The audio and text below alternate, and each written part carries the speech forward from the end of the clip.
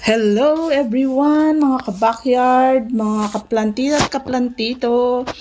Sa wakas, finally, the long wait is over.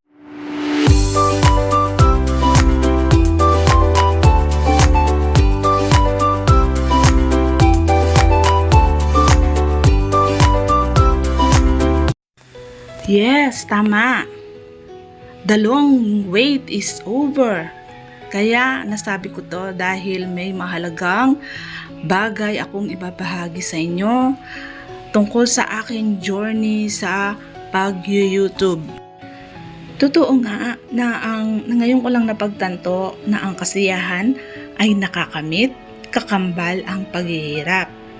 Napakasayang malaman at maka-receive ng magandang pagpapala at lahat ng pinaghirapan ay makakamit sa takdang oras. At heto na nga, na-receive ko na ang aking Google AdSense PIN.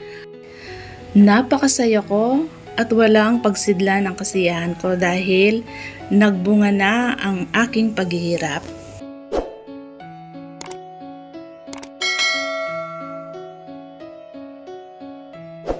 Ang saya-saya talaga, pakiramdam, iba talaga yung pakiramdam mo na receive mo na ang Google AdSense PIN na matagal na pinakahihintay.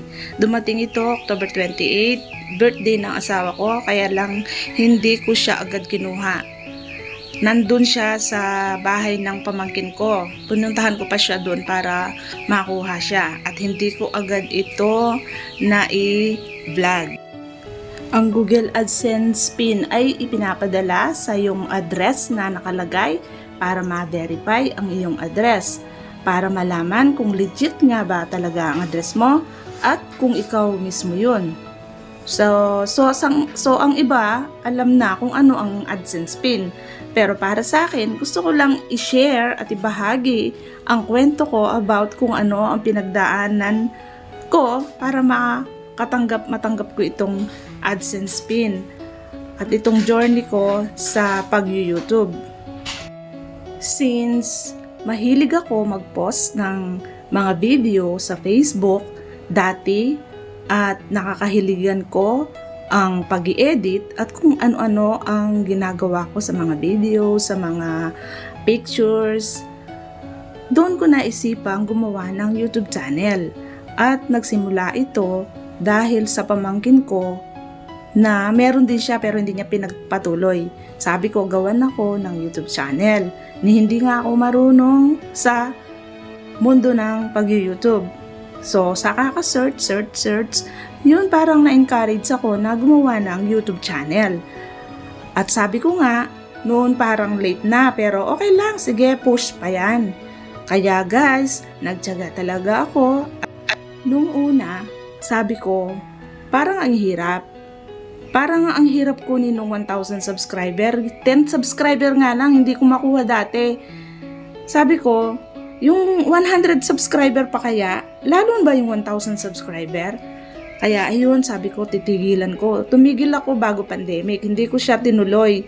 After nung lumipat kami ng ibang bahay, doon ko lang naisipang ipagpatul dahil inip na inip ako dito sa tinitirahan namin. Naisip ko na mag-upload ng ibang content. Doon nagsimula ang Green Haven. At nako, hindi pa doon nagtatapos. Yung 1,000 subscriber, ang hirap-hirap kong kuhanin. Tapos, yung 4,000 watch hour pa kaya? Yung 4,000 watch hour, equivalent yun ng 100,000 views. At guys, nakuha ko na, napasa ko na yung 1,000 subscriber, napasa ko na rin yung 4,000 watch hour. Akala ko, sasahod na ako. Hindi pa pala. Ang pinaka-importante pala, yung makasahod ka hindi ka makakasahod pala until ma-verify mo ang iyong home address sa AdSense PIN. AdSense page.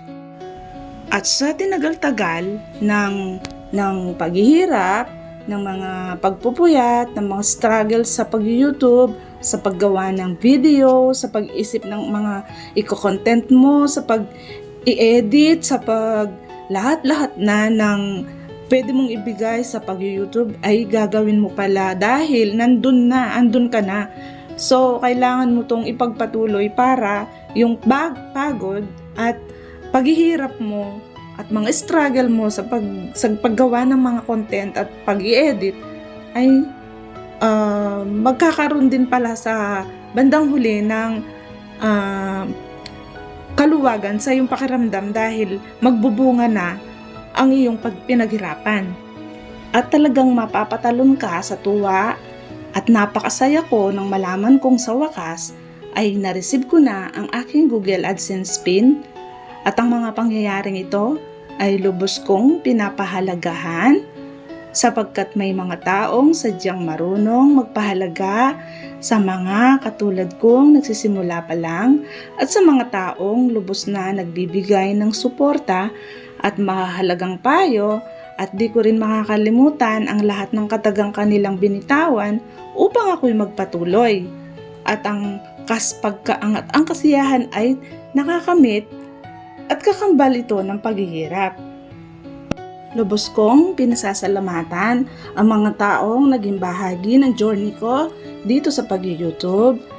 Unang-una kay Miss JB, siya yung unang-unang nakakita sa akin na hinimok akong mag-join sa kanyang programa.